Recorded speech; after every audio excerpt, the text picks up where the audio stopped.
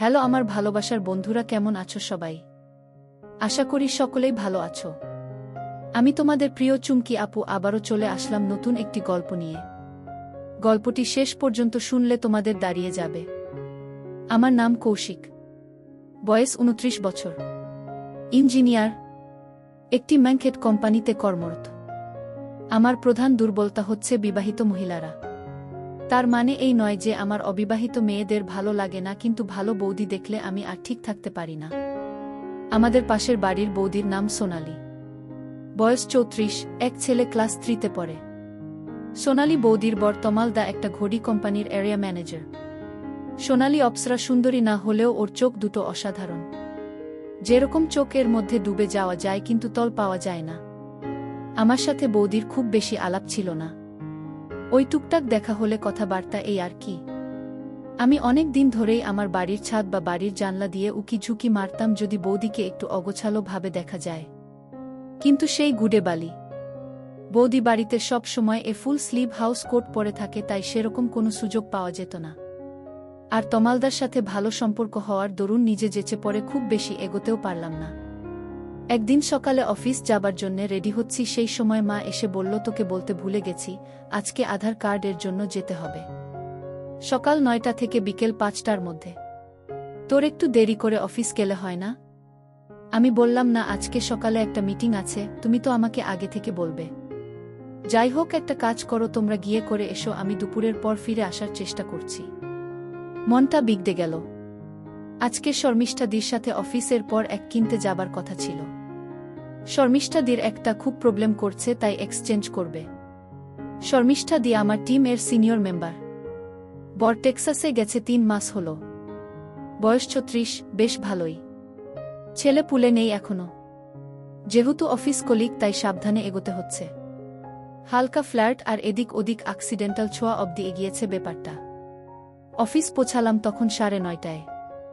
ডেস্কে বসে আছি, শর্মিষ্ঠাদি এসে ধরল, শোনো না, আজকে একটা দেখে নিয়ে একসাথে ডিনার করে ফিরব। মনটা আরও খারাপ হয়ে গেল। শর্মিষ্ঠাদিকে বললাম ব্যাপারটা। শর্মিষ্ঠাদির মুখটা দেখলাম কেমন যেন আধারে ঢেকে গেল। বলল, কি আর করা যাবে, আমারই ভাগ্য খারাপ। কিরকম যেন খটকা লাগলো কথাটা শুনে। আমি সঙ্গে সঙ্গে শর্মিষ্ঠাদির হাতটা ধরে বললাম, আজকের দিনটা ক্ষমা করে দাও, কালকে যাবই যাব। শর্মিষ্ঠাদি বলল, কালকে বিকেলে ক্লায়েন্ট মিটিং আছে, অফিস থেকে বেরোতেই তো দেরি হয়ে যাবে। হঠাৎ যেন একটা আশার আলো দেখতে পেলাম। বললাম, তা হোক না দেরি, পরশু তো শনিবার, একটু রাত করে ফিরলে তেমন কোনো প্রবলেম হবে না। শর্মিষ্ঠাদি দেখলেম একটু খুশি হল। বলল, ঠিক আছে, তাই হবে। আমি অফিসের কাজ সেরে লাঞ্চের আগে বেরিয়ে পড়লাম। স্কুলের সামনে পৌঁছে দেখি তখনও বিশাল 4-5টা লাইন। একজনকে জিজ্ঞেস করতে সে বলল 4 নম্বর ঘরের সামনে লাইন দিতে। লাইন দিতে গিয়ে আমার চোখ ছানাবড়া। লাইনের শেষে দাঁড়িয়ে সোনালি। আমাকে দেখে একটা সৌজন্য মাখা হাসি দিল। একটা নীল রঙের শাড়ি পরেছে। দেখেই আমার টং টং করতে লাগল। আমি সোনালির পেছনে এসে লাইনে দাঁড়ালাম। সোনালি জিজ্ঞেস করল, কাকু কাকিমা তো দেখলাম সকালে কুড়িয়ে এলো, তুমি এখন? আমি বললাম, অফিস ইম্পর্ট্যান্ট কাজ ছিল, সেটা মিটিয়ে এলাম। মনে মনে ভাবলাম, ভাগ্যিস সকালে আসিনি। জায়গাটা একটু ছোট হওয়াতে সবাই বেশ ঘেঁষাঘেঁষি করেই দাঁড়িয়েছিলাম। সোনালির সুগন্ধিতে আমি মাতাল হতে থাকলাম। পিঠটা হালকা ঘাম এ ভেজা আর চুলগুলো তার মধ্যে পড়ে আছে। আমি আমার ব্যাগটা হাত থেকে নিয়ে কাঁধে নিতে গেলাম। সেই করতে গিয়ে আমার হাতটা সোনালির পেছনে গিয়ে ঠেকল। জানি না ভুল দেখলাম কিনা, কিন্তু সোনালি যেন হালকা করে কেঁপে উঠল একটু। মনে মনে ভাবলাম, একটু রিস্ক নিতেই হবে, দেখি না কি হয়। আমি আবার আমার হাতটা আস্তে করে পেছনে ঠেকালাম। অন্য হাতে মোবাইলটা নিয়ে দেখতে লাগলাম। যেন মনে হয় যে অন্যমনস্কভাবে লেগে গেছে। সোনালির দেখলাম কোনো হেলদোল নেই। সেও মোবাইল নিয়ে খুটখাট করে যাচ্ছে, কিন্তু নিজেকে সরিয়ে নিচ্ছে না। সোনালি দেখলাম একটু এদিক ওদিক তাকিয়ে আবার মোবাইল মন দিল। সোনালিকে জিজ্ঞেস করলাম, রিও কোথায়? রিও সোনালিদির ছেলের নাম। সোনালি বলল, ওকে পিসির বাড়ি রেখে এসেছি এখানে। এসব বলে আমি এবার টুকটাক এদিক ওদিকের কথা শুরু করলাম। সোনালি কথা বলে যাচ্ছে, কিন্তু ওর মুখের রং আস্তে আস্তে গোলাপি হয়ে যাচ্ছে। সোনালি বলল, রিওর স্কুলে কম্পিউটারের কোর্স শুরু হয়েছে, একটা কম্পিউটার কিনতে হবে। আমি দেখলাম এই সুযোগ, বললাম তুমি আমাকে হোয়াটসঅ্যাপ এ পিং করো, আমি তোমাকে ভালো কনফিগারেশন আর দোকান বলে দিচ্ছি। সোনালি আমার নম্বরটা নিয়ে রাখল, বলল ঠিক আছে। এর মধ্যেই আমরা একদম কাউন্টারের সামনে পৌঁছে গেছি। আমি দেখলাম আমার সময় শেষ। কথা বলতে বলতেই একটু জোরেই ঘষে দিলাম। দেখলাম আবার কেঁপে উঠল। আধারের কাজ হয়ে গেল। আমরা হাঁটতে হাঁটতে বাড়ির দিকে ফিরতে লাগলাম। সোনালি দেখলাম খুব বেশি কথা বলছে না। মনে মনে ভাবলাম যে সোনালির বাড়ি এখন ফাঁকা, যদি কিছু চান্স পাওয়া যায়। কিন্তু সে গুডে বালি। রাস্তার মোড় এসে সোনালি বলল, আমি রিকশা নিয়ে রিওর পিসির বাড়ি যাব, তারপর রিওকে নিয়ে ফিরব। অগত্যা কি আর করব, একা একা ফিরে এলাম বাড়ি। রাতে খাওয়া সেরে শুয়ে হোয়াটসঅ্যাপ খুলে দেখি সোনালির মেসেজ লেখা, হ্যালো, কম্পিউটার ডিটেলস তা পাঠিও, থ্যাঙ্কস। আমি তড়িঘড়ি একটা কম্পিউটার ডিটেলস আর চাঁদনি চক এর একটা দোকানের ডিটেলস পাঠিয়ে দিলাম। বেশ কিছুক্ষণ অপেক্ষা করলাম, কিন্তু মেসেজ দেখল না। একটু হতাশ হয়েই ঘুমিয়ে পড়লাম। পরদিন সকালে অফিসের জন্য রেডি হচ্ছি, দেখি সোনালির ফোন। আমি, হ্যালো সোনালি, আমি সোনালি বলছি। আমি, কি ব্যাপার? সোনালি, তোমার দাদা একটু কথা বলবে। তমাল, হ্যালো কৌশিক। আমি, হ্যাঁ তমালদা। তমাল, তোমার কম্পিউটার ডিটেলসটা পেলাম, থ্যাঙ্কস। তবে আর একটা হেল্প করতে হবে। তুমি যদি দোকান এর জায়গাটা আমাকে বুঝিয়ে দিতে তাহলে একটু সুবিধে হতো। আসলে এখন অফিসের কাজ থেকে একদম সময় পাচ্ছি না। রোজ বাড়ি ফিরতেও অনেক রাত হয়ে যাচ্ছে। তাই হয়তো তোমার বৌদিকে একা একাই যেতে হবে। আমি দেখলাম এর থেকে ভালো সুযোগ আর পাওয়া যাবে না। বললাম, বৌদি একা গেলে কি ম্যানেজ করতে পারবে? তার চেয়ে কাল শনিবার আছে, আমি সঙ্গে যেতে পারি। তামালদা তো যেন হাতে চাঁদ পেল, তাহলে তো খুব ভালোই হয়। কিভাবে যে তোমাকে ধন্যবাদ দেব? তোমার একটা খাওয়া পাওনা হয়ে রইল তাহলে। আমি মনে মনে ভাবলাম, খাবার সুযোগেই তো যাচ্ছি। তবে যেটা খেতে চাই সেটা তুমি খাওয়াতে পারবে না, তোমার বউ পারবে। ফোনটা কেটে দিয়ে অফিসের জন্য বেরিয়ে পড়লাম। আজ আবার শর্মিষ্ঠাদির এসির সাথে কিনতে যেতে হবে। দাদাদের অবর্তমানে বৌদিদের নিয়ে শপিং করতে করতেই সময় বেরিয়ে যাচ্ছে। সার্ভিস চার্জটা পেলেই হয়। অফিস শেষ হতে হতে একটু দেরি হয়ে গেল। শর্মিষ্ঠাদি আর আমি বেরোতে বেরোতে প্রায় 8টা বেজে গেল। শর্মিষ্ঠাদিকে আজকে বেশ সুন্দর লাগছে।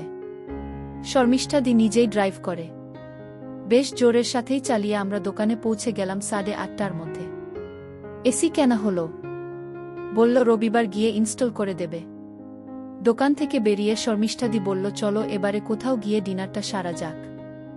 আজকে তো শুক্রবার, একটু ড্রিঙ্ক করা যেতে পারে। কি বলিস? আমি বললাম, সে না হয় করা যেতে পারে, কিন্তু ড্রিঙ্ক করে ড্রাইভ করাটা প্রবলেম। তাই তোমার বাড়ির কাছাকাছি কোনো বারে চলো। শর্মিষ্ঠাদি একটু ভাবল, তারপর বলল, তার থেকে বাড়িতেই চলো। খাবার আনিয়ে নেব, আর বাড়িতে ভালো স্কচও আছে। আমি ভাবলাম, এত মেঘ না চাইতেই জল। বললাম, চলো। শর্মিষ্ঠাদির ফ্ল্যাটটা অসম্ভব সুন্দরভাবে সাজানো। শর্মিষ্ঠাদি ঘরে ঢুকে বলল, তুই একটু বস, আমি ফ্রেশ হয়ে আসি। তুইও ফ্রেশ হয়ে নিতে পারিস।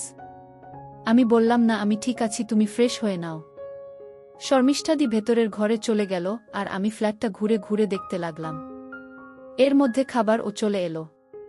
বাড়িতে মাকে ফোন করে বলে দিলাম যে আমার ফিরতে দেরি হবে আর রাতে খেয়ে আসব। মা হাজারটা প্রশ্ন করে পাগল করে দিল। ফোনটা করে বারান্দা থেকে ভেতরে ঢুকে দেখি শর্মিষ্ঠাদি কখন যেন চলে এসেছে। ড্রয়িং রুমটার লাইট অফ করে একটা ডিম লাইট জ্বালিয়েছে আর টেবিলে খাবার আর ড্রিঙ্ক সাজাচ্ছে। শর্মিষ্ঠাদিকে দেখে কেমন যেন মোহগ্রস্ত হয়ে গেলাম। এক মন দিয়ে টেবিলটা সাজিয়ে যাচ্ছে, আর আমি এক মন দিয়ে দেখছি শর্মিষ্ঠাদিকে। আমাকে দেখে শর্মিষ্ঠাদি বলল, কিরে, গার্লফ্রেন্ডকে ফোন করা হলো? আমি হেসে বললাম, সে ভাগ্য আর কই। মাকে বলে দিলাম যে খেয়ে ফিরব। ড্রয়িং রুমের কাউচ এ গ্লাস হাতে বসলাম দুজনে। আড্ডা চলতে লাগলো দুজনের। আমি, এত বড় ফ্ল্যাট এ তুমি একা থাকো? ভালো লাগে শর্মিষ্ঠা, ছুটির দিনগুলো খুব একা লাগে। তাই মা বাবার কাছে যাই, না হলে বন্ধুদের ডেকে আড্ডা মারি। আমি, শুভঙ্কর দা আসছে কবে? শর্মিষ্ঠা, সামনের মাসে আসবে। শর্মিষ্ঠাদি দেখলাম বেশ তাড়াতাড়ি ড্রিঙ্ক শেষ করছে। আমার 2টো শেষ হতে হতে শর্মিষ্ঠাদির 4টা হয়ে গেছে। আমরা যেহেতু খুব কাছাকাছি বসে আছি, তাই আমাদের পা লেগে যাচ্ছে একে অপরের সাথে। শর্মিষ্ঠাদির ফোনটা বেজে উঠল। শুভঙ্কর দা। শর্মিষ্ঠাদি ফোনটা নিয়ে ঘরে চলে গেল। বাইরে থেকে হালকা আওয়াজ পেলাম, মনে হলো উত্তেজিতভাবে কি একটা বলছে। শর্মিষ্ঠাদি ফিরতে দেখি মুখটা থমথমে। এসেই ড্রিঙ্কটা পুরো একবারে শেষ করে আবার বানাতে শুরু করল। আমি প্রবলেম শর্মিষ্ঠা, শুভঙ্কর সামনের মাসে আসতে পারবে না, একেবারে পুজোর সময় আসবে বলে একটা দীর্ঘ নিঃশ্বাস ছাড়ল। আমি বললাম চিন্তা করো না, কয়েক মাস পরেই তো পুজো, দেখতে দেখতে কেটে যাবে। শর্মিষ্ঠাদি যেন পুরো গলে গেল। আমার কাঁধে মাথাটা রেখে বলল, তুই বুঝবি না, এরকম একা থাকতে হলে বুঝতি। আমি তাকিয়ে দেখি ও এক দৃষ্টিতে আমার দিকেই তাকিয়ে আছে, আমার কাঁধে মাথাটা রেখে। আমাদের দুজনেরই নিঃশ্বাস ঘন হয়ে এসেছে। শর্মিষ্ঠাদি চোখটা বন্ধ করে নিল আস্তে করে। আমার হাতটা ওর কোমরের উপর পড়তেই ও যেন চমকে উঠে দাঁড়িয়ে পড়ল। বলল, তুই বস, আমি খাবারের প্লেটগুলো নিয়ে আসি। আমি বসে বসেই শর্মিষ্ঠাদির হাতটা ধরলাম। আমার দিকে তাকালো শর্মিষ্ঠাদি, চোখে একটা যেন দোনামোনা, কিন্তু হাতটা দিয়ে যেন আগুন বেরোচ্ছে। এক মুহূর্ত দুজনেই চুপচাপ দুজনের দিকে তাকিয়ে আছি। যেমন বাঁধ ভেঙে গেলে জল আছড়ে পড়ে, ঠিক তেমনি শর্মিষ্ঠাদি আমার উপর পড়ল। অনেক পরিশ্রম করে রাতে শর্মিষ্ঠাদির বাড়িতেই থেকে গেলাম। বাড়ি আসতে মন চাইল না। বাইরে তাকিয়ে দেখি আকাশ সবে ফর্সা হতে শুরু করেছে। এই ফ্ল্যাটটা 15 তলাতে হওয়াতে বাইরের আকাশটা পুরো দেখা যায়। বাইরের আলোর আবাস ঘরে এসে পড়াতে শর্মিষ্ঠাদির মুখটা দেখা যাচ্ছে। অঘরে ঘুমাচ্ছে। আমি উঠে ফ্রেশ হয়ে রান্নাঘরে ঢুকলাম। 2 ব্ল্যাক কফি উইথ সুগার নিয়ে আবার বেডরুম এ ফিরলাম। দেখলাম শর্মিষ্ঠাদিকে যেমন ভাবে রেখে গেছিলাম সেরকম ভাবেই শুয়ে আছে। জানলার পর্দাগুলো সরিয়ে দিয়ে শর্মিষ্ঠাদির কাছে গিয়ে বললাম, গেট আপ নাও। শর্মিষ্ঠাদি উঠেই বসে আমাকে কফি আনতে দেখে বলল, বাবা তুই তো বেশ সংসারী ছেলে রে। শর্মিষ্ঠাদি বিছানার চাদরটা জড়িয়ে উঠে বসল। আমিও চাদরের মধ্যে গিয়ে ঢুকলাম। খাটের ওপর দুজন হেলান দিয়ে বসলাম কফি হাতে। শর্মিষ্ঠাদি আমার কাঁধে মাথা রেখে এক দৃষ্টিতে জানলার বাইরে তাকিয়ে রইল। আমরা দুজনেই কফি খেতে খেতে অনেকদিন পর সূর্যোদয় দেখলাম। সকাল 7টা নাগাদ স্নান সেরে শর্মিষ্ঠাদির বাড়ি থেকে বেরিয়ে পড়লাম। ক্যাবে উঠে হোয়াটসঅ্যাপ খুলে দেখলাম সোনালির মেসেজ, কখন বেরোবে জানিও আমাকে। মেসেজ করলাম 12টা নাগাদ বেরোবো, যদি তোমার প্রবলেম না হয়। বাড়ি ফিরতে 8টা বেজে গেল। হালকা কিছু ব্রেকফাস্ট করে আবার শুয়ে পড়লাম। সকাল 11টা নাগাদ ফোন করলাম সোনালিকে। আমি, হ্যালো সোনালি, বলো। আমি, রেডি সোনালি, রেডি হচ্ছি। 10 মিনিট। আমি বুঝলাম মেয়েদের 10 মিনিট মানে এখনো 30 মিনিট সময় আছে। আমিও ধীরে সুস্থে রেডি হতে লাগলাম। 11:30টা নাগাদ সোনালির বাড়ি পৌঁছালাম। বেল দিতেই সোনালি দরজা খুলল। একটা হালকা হলুদ রং এর ধরলে ফুল হাত কুর্তি পরেছে আর ব্ল্যাক লেগিংস। খোলা চুলে মোহময়ী সুন্দরী লাগছে। আমি অপলক দৃষ্টিতে তাকিয়ে আছি দেখে বলল, কি হলো? আমি বলেই ফেললাম, খুব সুন্দর লাগছে তোমাকে। সোনালির মুখটা লজ্জায় রাঙা হয়ে উঠল। একটু হেসে প্রসঙ্গ চেঞ্জ করে বলল, আরে ছেলেকে পিসির বাড়ি রেখে এলাম, ওর তো স্কুল ছুটি আজকে, সেই করতে গিয়ে দেরি হয়ে গেল। আমি বললাম, তেমন কিছু দেরি হয়নি, দাদাও ক্যাব বুক করি। কিন্তু ক্যাব পাওয়া গেল না। ঠিক করলাম অটো করে মেট্রো স্টেশন থেকে মেট্রো ধরব। অটোতে উঠে বুঝলাম ক্যাব না পেয়ে ভালোই হয়েছে। পেছনে দুজনে বসলাম, ধারে সোনালি আর আমি মাঝখানে। আমার অন্য পাশে একটা মোটা লোক বসাতে আমরা প্রায় চেপে গেলাম দুজন দুজনের সাথে। আমি জায়গা করার জন্য হাতটা সোনালির পিঠের পেছনে রাখলাম। আমরা এদিক ওদিক কার কথা বলতে বলতে চললাম। একটা জোরে ব্রেক মারার ফলে আমার হাতটা সরাসরি সোনালির পিঠের উপর এসে পড়ল। আমি হাতটা একটু সরালাম বটে, কিন্তু পুরোটা নয়। হাতটা পিঠের উপর ছুঁয়েই রইল। সোনালি কিন্তু কোনো ভ্রুক্ষেপ করল না। আমরা যেমন কথা বলতে বলতে যাচ্ছিলাম তেমনি চলতে লাগল। আমি এমনিও জানি যে সোনালির সাথে যা করার আজকের মধ্যেই করতে হবে, না হলে আর সুযোগ পাওয়া যাবে না। সোনালি কথা বলতে গিয়ে হঠাৎ চুপ করে গেল। দেখলাম ওর মুখ লাল হয়ে উঠেছে, তবে রাগে নয়, লজ্জায়। আমি আঙ্গুল 1 থেকে 2 থেকে 3টে এরকম করে পুরো হাতটাই ওর পিঠের উপর দিলাম। সোনালি কথা বন্ধ করে একবার আমার দিকে তাকিয়ে বাইরের দিকে তাকিয়ে রইল।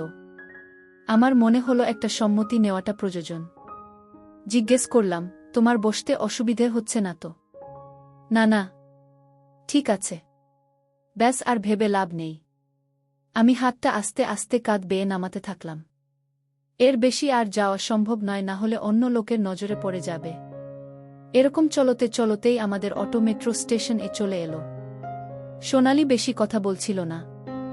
ওকে একটু হালকা করতেই আমি কথা বলতে শুরু করলাম।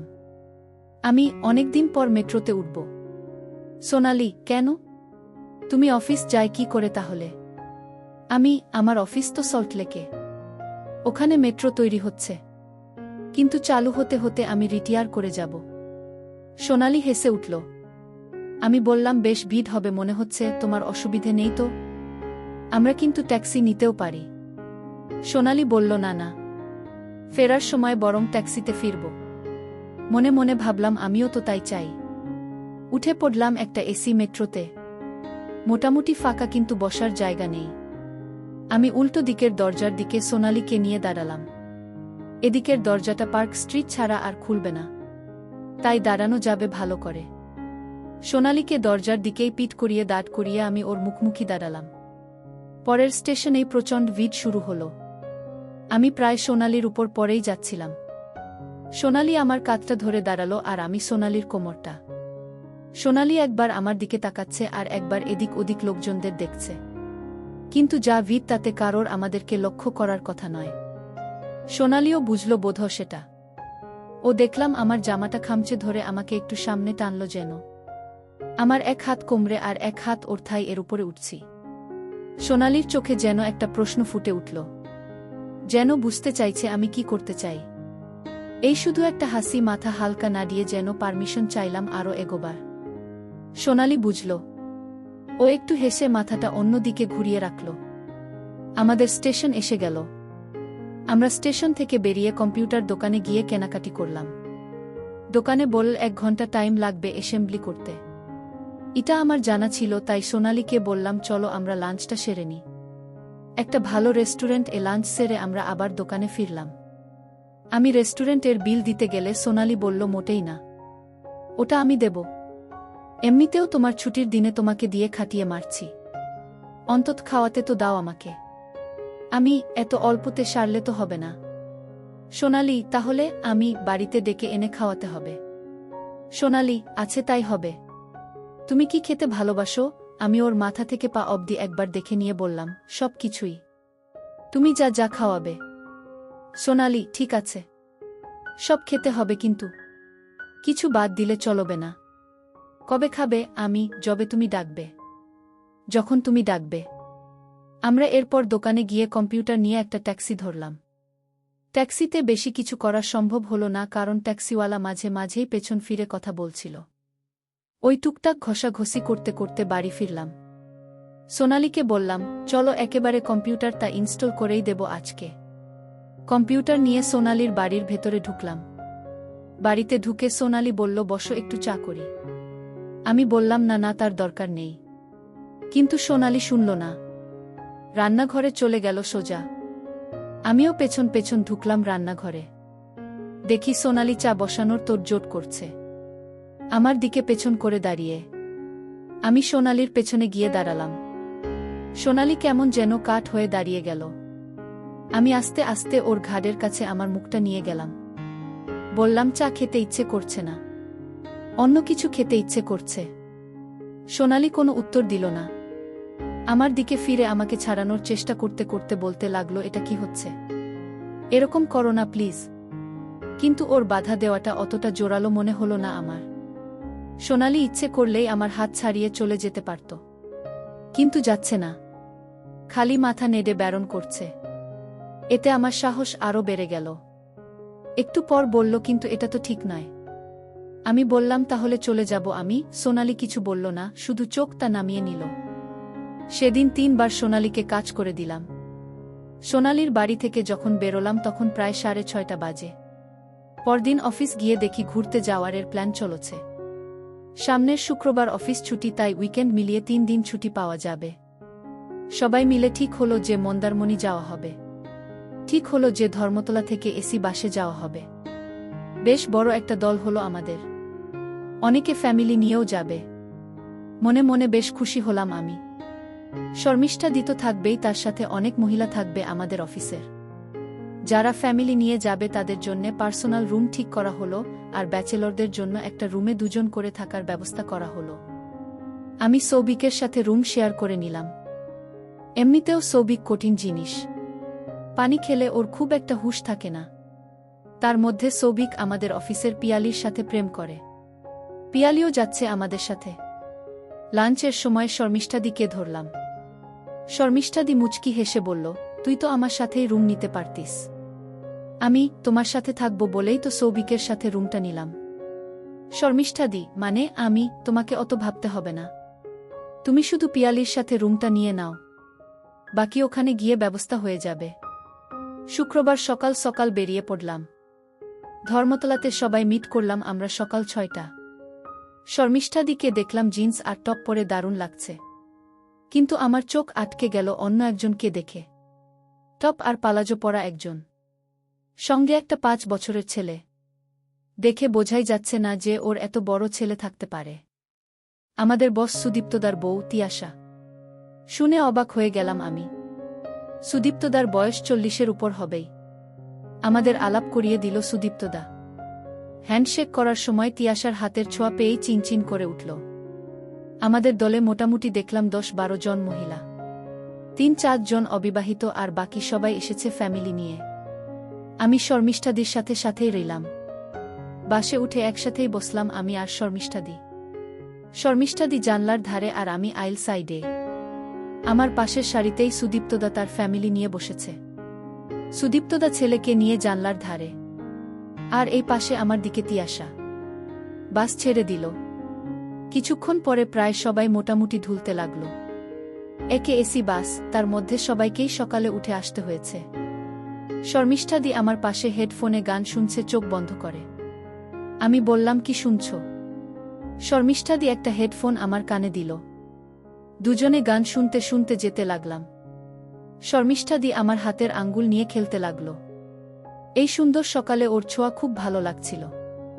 আমি আস্তে আস্তে আমার হাতটা ওর থাইয়ের উপর রাখলাম। আস্তে আস্তে হাতটা মাঝখানে নিজে যেতে লাগলাম।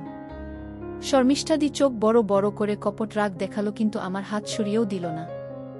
শর্মিষ্ঠাদি চারিদিকে চোখ বুলিয়ে নিল। যখন বুঝল সবাই ঢুলছে তখন আর কিছু বলল না। শর্মিষ্ঠাদি আমার কানের কাছে আস্তে আস্তে বলল, আর বেশি এগিজো না, আমি তাহলে আর কন্ট্রোল করতে পারবো না। আমি ওর দিকে তাকিয়ে চোখ মেরে বললাম, কন্ট্রোল না করতে পারলে কি করবে? শর্মিষ্ঠাদি, জানিস না কি করব আমি? না, জানি না। আমি একবার মাথা তুলে পেছনে দেখে নিলাম। দেখলাম যে পেছনের সিটে শুভাশিস দা আর ওর বউ তনুশ্রী অঘরে ঘুমাচ্ছে। যদিও বাসের সিটগুলো যা উঁচু তাতে কেউ উঠে না দাঁড়ালে আমাদের দেখতে পাওয়া মুশকিল। এদিকে কন্ট্রোল করা মুশকিল হয়ে যাচ্ছিল, তাই বাসের মধ্যে শুরু করে দিলাম। আমার হঠাৎ করে কিছু একটা মনে হতেই আমার অন্য পাশে তাকিয়ে দেখে চমকে উঠি। দেখি অন্য পাশের সিট থেকে সুদীপ্তদার বউ তিয়াশা আমাদের দিকে তাকিয়ে আছে। সুদীপ্তদাকে দেখে মনে হলো ঘুমাচ্ছে। তিয়াশা এক মনে দেখে যাচ্ছে আমাদের। মুখের চাহনি অন্যরকম। আমি যে ওকে দেখছি সেটা বুঝতে পারেনি তখনও। কিছুক্ষণ পর আমাদের বাসটা কোলাঘাটে এসে থামল। তড়িঘড়ি করে সব ঠিক করে নিয়ে বাস থেকে নামলাম। এখানে ব্রেকফাস্ট করতে হবে আমাদের। একসাথে ব্রেকফাস্ট করলাম আমরা। তিয়াশার সাথে কয়েকবার চোকাচোকি হলো। আমি অল্প একটু হাসলাম, আর তিয়াশাও ঠোঁটের কোনো হাসি দেখলাম যেন একটু। ব্রেকফাস্ট শেষ করে হাত ধুতে গিয়ে দেখি তিয়াশা হাত ধুচ্ছে। আমি পেছন থেকে দেখতে লাগলাম ওকে। তিয়াশা ঘুরে দাঁড়িয়ে আমাকে দেখে চমকে উঠল। আমি বললাম, সরি, আপনাকে চমকে দিতে চাইনি। তিয়াশা, তুমি তো চমকেই দিচ্ছ আমাকে খালি। আমি, কোন চমকটা বেশি ভালো লাগলো? তিয়াশা, বাসেরটাই বেস্ট। আমি, বেস্ট চমক তো এখনো বাকি আছে। তিয়াশার গাল দুটো লাল হয়ে উঠল। আরও কিছু কথা হতো, কিন্তু আরও লোক হাত ধুতে আসার দরুন আর কথা হলো না। আমরা আবার বাস এগিয়ে উঠলাম। আমার সিটের কাছে গিয়ে দেখলাম চোখাচুকি হতেই একটু হাসল তিয়াশা। আবার আমরা রওনা দিলাম আমাদের গন্তব্যের দিকে। মনে মনে ভাবতে থাকলাম যে মন্দারমণিতে আরও কত কিছু অপেক্ষা করে আছে কে জানে। আমাদের মন্দারমণির রিসোর্টে ঢুকতে ঢুকতে প্রায় 11টা বেজে গেল। বেশ বড় রিসোর্ট, ঠিক সমুদ্রের পাশেই। আমরা সবাই কটেজ নিলাম। আমি তিয়াশাদের পাশের কটেজটা আমার আর সৌভিকের জন্য নিয়ে নিলাম। সবাই যে যার রুমে ঢুকে গেল। ঠিক হলো যে আধ ঘন্টা পরে সবাই বেরোব। সৌভিক দেখলাম রুমে ঢুকেই চেঞ্জ করে বেরিয়ে গেল। বুঝলাম পিয়ালির সাথে সমুদ্রতে যাচ্ছে। আমিও বেরিয়ে এলাম। বাইরে কাউকেই দেখতে পেলাম না। দূরে দেখলাম সৌভিক আর পিয়ালি হাত ধরাধরি করে সমুদ্রের পাড়ে দাঁড়িয়ে আছে। আমি চুপি চুপি শর্মিষ্ঠাদির ঘরে নক করলাম। শর্মিষ্ঠাদি দরজা খুলতে দেখলাম ও এখনো চেঞ্জ করেনি। আমি বললাম, কি গো চেঞ্জ করনি এখনো? সমুদ্রে যাবে না? শর্মিষ্ঠাদি কোনো উত্তর না দিয়ে আমাকে টেনে ঘরের মধ্যে নিয়ে দরজা বন্ধ করে দিল। আমি জানতাম যে আমরা বেশিক্ষণ সময় পাব না, কারণ পিয়ালি যখন খুশি ফিরে আসতে পারে, অথবা অন্য কেউ ও চলে আসতে পারে। তাড়াতাড়ি কাজ করতে লাগলাম। ঠিক এই সময় আমার কি যেন মনে হতে জানলার দিয়ে তাকিয়ে মনে হলো কে যেন সরে গেল জানলা দিয়ে। জানালাতে পর্দা থাকার ফলে ঠিক বুঝতে পারলাম না। কিছু বললাম না শর্মিষ্ঠাদিকে এই ব্যাপারে। শুধু বললাম, ওঠো, ফ্রেশ হয়ে নাও তাড়াতাড়ি। শর্মিষ্ঠাদি, হুম, তুই ফ্রেশ হয়ে বেরো, আমি আসছি। আর শোনো, সবার সামনে আমরা একটু ডিস্টেন্স মেইনটেইন করে রাখব। শর্মিষ্ঠাদি, কেন? আমরা বাসে একসাথে বসে এসেছি। এখানেও একসাথে ঘুরলে লোকজন সন্দেহ করতে পারে। শর্মিষ্ঠাদি, ওকে, কিন্তু তুই কথা দে যে তুই এখানে যে কদিন আছিস সে কদিন আমাকে একবার হলেও সেবা দিবি। সে তুমি চিন্তা করো না। তোমাকে কি আমি সেবা না করে থাকতে পারবো? শর্মিষ্ঠাদিকে আমার সাথে ডিস্টেন্স মেইনটেইন করতে বললাম যাতে অন্য মহিলাদের সাথে ডিস্টেন্স কমাতে পারি। সারাক্ষণ শর্মিষ্ঠাদি আমার সাথে থাকলে সেটা সম্ভব হবে না। আমি ফ্রেশ হয়ে শর্মিষ্ঠাদির ঘর থেকে বেরিয়ে এলাম। বাইরে এসে দেখলাম তখনও কেউ বেরোয়নি। শুধু সুভাষিসদা আর তনুশ্রীকে দেখলাম সমুদ্রের ধারে। তাহলে আমি কাকে দেখলাম জানলার ধারে? ভুল দেখলাম নাকি? হয়তো ভুলই দেখেছি। আমার রুমে গিয়ে দেখি সৌভিক শুয়ে আছে খাটে। আমি তো ওকে দেখে চমকে উঠলাম। বললাম, কি রে, কখন এলি? সৌভিক, এই তো জাস্ট কিছুক্ষণ। পিয়ালি কোথায়? সৌভিক ও মিলিদি আর অপর্ণাদির সাথে কথা বলছিল। আমি ওদের মাঝে আর কি করব তাই চলে এলাম। যাহ, কাবাব মে হাড্ডি হয়ে গেল। সৌভিক, কি আর করব ভাই, ভাগ্যই খারাপ। সে তোর ভাগ্য ফেরানো যায়। সৌভিক, কিভাবে? তুই পিয়ালিকে রুমে এনে সময় কাটাতে পারিস। কেউ তাহলে আর ডিস্টার্ব করবে না। সৌভিক, তুই তাহলে কি করবি? ধুরোর, আমার আর কি। আমার এমনিতেও এখানে এসে রুমের সময় কাটানোর ইচ্ছে নেই। তোদের হয়ে গেলে আমাকে বলে দিবি, আমি চলে আসব। সৌভিক প্রায় লাফিয়ে খাট থেকে উঠে পড়ল। বলল, থ্যাঙ্কস রে। কতদূর এগিয়েছিস তোরা? কিছু হয়েছে তোদের মাঝে? সৌভিক, কি হবে? নেকা, বুঝতে পারছিস না কি বলছি? সৌভিক, না রে, শুধু উপর উপর হয়েছে। ভালো, তাহলে এখানেই প্রি ওয়েডিং হনিমুনটা সেরে ফেলো। তবে হ্যাঁ, ঘরে ভুল ভালো কিছু ফেলে রাখিস না। আর যা করবি নিজের বিছানাতে করবি। সৌভিক লজ্জা মাখানো হাসি দিয়ে বলল, একদম গুরু। চলো বাইরে যাই। আর সৌভিক বাইরে এসে দেখা হলো মিলিদি আর অপর্ণাদির সাথে। অপর্ণাদি আমাদের ম্যানেজার আর মিলিদি আমার সিনিয়র। দুজনেই বরদের সাথে এসেছে, কিন্তু ওদের বরদের কাউকে দেখলাম না। জিজ্ঞেস করলাম, দাদারা কই? মিলিদি, ঘরে আসছে। সৌভিক, পিয়ালি কোথায় গেল? অপর্ণাদি, বাবা এসেই আগে পিয়ালির খোঁজ। ও তো রুমের দিকেই গেল। মনে মনে ভাবতে লাগলাম, রুমে তো আমি ছিলাম, তাহলে গেল কোথায়? তাহলে কি ওকেই দেখলাম জানলার ধারে? সেই সময় দেখি সুদীপ্তদা হন্তদন্ত হয়ে সমুদ্রের দিক দিয়ে আসছে। জিজ্ঞেস করলাম, কি গো, কি হলো সুদীপ্তদা? আরে সকাল সকাল বেরিয়েছি তো, পেটটা ঠিক ক্লিয়ার হয়নি। মনে মনে ভাবলাম, ভাগ্যিস ক্লিয়ার হয়নি, না হলে আমার রাস্তা ক্লিয়ার হতো না। সৌভিককে বললাম, চলো সমুদ্রতে নামি। সৌভিক আমতা আমতা করে বলল, তুই যা, আমি আসছি। বুঝলাম ও পিয়ালির জন্যে ওয়েট করছে। তখন মিলিদি আর অপর্ণাদিকে জিজ্ঞেস করলাম ওরা যাবে কিনা। ওরা বলল বরদের সাথে আসছে। অগত্যা আমি একাই সমুদ্রের দিকে রওনা দিলাম। সমুদ্রের ধারে এসে দেখলাম সমুদ্রের পাড়ে সুদীপ্তদার ছেলে একটা ফুটবল নিয়ে খেলা করছে, আর সুদীপ্তদার বউ তিয়াশা ছেলের পাশে পাশে হেঁটে বেড়াচ্ছে। তিয়াশা একটা 3/4 ব্লু জিন্স পরেছে আর স্লিভলেস সাদা টপ। ওর খোলা চুলগুলো সমুদ্রের হাওয়াতে এলোমেলোভাবে উঠছে। বিচে সেরকম ভিড় নেই। আমাদের রিসোর্টটা একটু অফবিট এবং আশেপাশে ঝাউবন থাকার দরুন খুব বেশি লোকজন নেই। যারা আছে তারাও বেশ দূরেই নিজেদের মতো স্নান করছে। আমি ওদের একটু কাছাকাছি আসতেই তিয়াশা খেয়াল করল আমাকে। বলল, একা?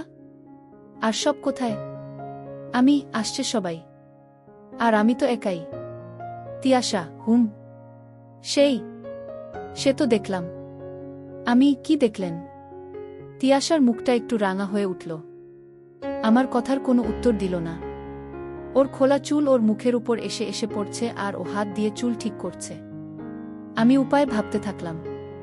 এখন কেউ চলে আসলে আমাকে তিয়াশার সাথে এরমভাবে দাঁড়িয়ে থাকতে দেখলে কিছু মনে করতে পারে, এই ভেবে আমি ওর ছেলের সাথে বল নিয়ে খেলতে শুরু করলাম। ওর ছেলে আমার সাথে খেলতে খেলতে তিয়াশার আশেপাশেই গোল গোল করে ঘুরতে লাগল। আমি দেখলাম এই সুযোগ। আমি ওকে ধরার চেষ্টা করতে লাগলাম। সেই করতে গিয়ে তিয়াশার গায়ে আমার হাত থেকে যেতে লাগল। তিয়াশাও দেখলাম খুব একটা বাধা দিচ্ছে না, খালি ওর ছেলেকে দুষ্টুমি করতে বারণ করছে। কিন্তু সেই বারণ এর মধ্যে শাসনের থেকে প্রশ্রয়ের ভাব বেশি। আমি একবার তিয়াশাকে পেরিয়ে ওর ছেলেকে ধরছি এরকম ভাব করে ওর কোমরে হাত রাখলাম। বুকের মধ্যে কেমন যেন করতে লাগল। একদিকে ভয় আর একদিকে উত্তেজনা। যতই হোক বশের বউ, কিন্তু তিয়াশা দেখলাম এমন ভাব করছে যেন আমার হাতটা খেয়ালই করেনি। ও ছেলের সাথে খেলা হাসি থামালো না। আমি এবারে সাহস করে ওর কোমর থেকে হাতটা এগিয়ে এনে ওর পেটের উপর রাখলাম। একটু পেছন দিকেই টানলাম। তিয়াশা কিন্তু সরে যাবার কোনো চেষ্টা করল না, বরং ও একটা কাজ করল যেটাতে আমি চমকে উঠলাম। ও ওই অবস্থাতে কোমর সোজা রেখে ওর ছেলের বল তুলছে এরকম একটা ভাব করে সামনের দিকে ঝুঁকে পড়ল। আমি আর নিজেকে ঠিক রাখতে পারলাম না। এরই মধ্যে তিয়াশা উঠে দাঁড়াল। আমিও দূর থেকে দেখলাম আমাদের রিসোর্টের দিক থেকে দল বেঁধে সবাই আসছে। আমরা দুজনে আবার আলাদা হয়ে গেলাম। আমি আবার ওর ছেলের সাথে খেলতে শুরু করলাম বল নিয়ে, কিন্তু তিয়াশার থেকে দূরত্ব মেইনটেইন করে রেখে। আমরা মোটামুটি সবাই ড্রিঙ্ক করতে শুরু করলাম। আমি খুব বেশি খেলাম না। একটা বোতল নিয়ে সবাইকে লক্ষ্য করতে শুরু করলাম। শর্মিষ্ঠাদি এসে টুকটাক কথা বলে গেল, কিন্তু পাশে বসল না। বুঝলাম ওষুধ ধরেছে। বেশি সাথে লেপ্টে না থাকলেই মঙ্গল। কিছুক্ষণ পর একটু নেশা ধরতে আমরা সবাই কিছুটা সমুদ্রের ভেতরে গিয়ে স্নান করতে লাগল। সুদীপ্তদা ওর ছেলেকে নিয়ে খেলতে মেতে রয়েছে। আমি তিয়াশার পাশেই রইলাম। মাঝে একটা বড় ঢেউ আসতে সবাই প্রায় পড়ে গেলাম জলে। আর আমি গিয়ে পড়লাম তিয়াশার উপর। আমি এবারে তিয়াশার দিকে তাকিয়ে একটা ইশারা করে জল থেকে উঠে রিসোর্টে চলে এলাম। সবাই খেলতে মত্ত এবং নেশার দরুন আমাকে কেউ খেয়াল করল না। রিসোর্টের মধ্যে ঝাউ গাছের বাগানে অপেক্ষা করতে থাকলাম আমি। বেশ কিছুক্ষণ কেটে যেতে হতাশ হয়ে ভাবতে থাকলাম যে তাহলে কি আমার ইশারা বোঝেনি, নাকি এর বেশি এগোতে চায় না। বসে বসে এইসব ভাবছি, হঠাৎ দেখি তিয়াশা আসছে। আমার প্ল্যান করাই ছিল। ও কাছে আসতেই ওকে টেনে নিয়ে পাশে একটা ওয়াশরুম ছিল, সেটার ভেতর গেলাম। আর সাথে সাথে ঝাঁপিয়ে পড়লাম।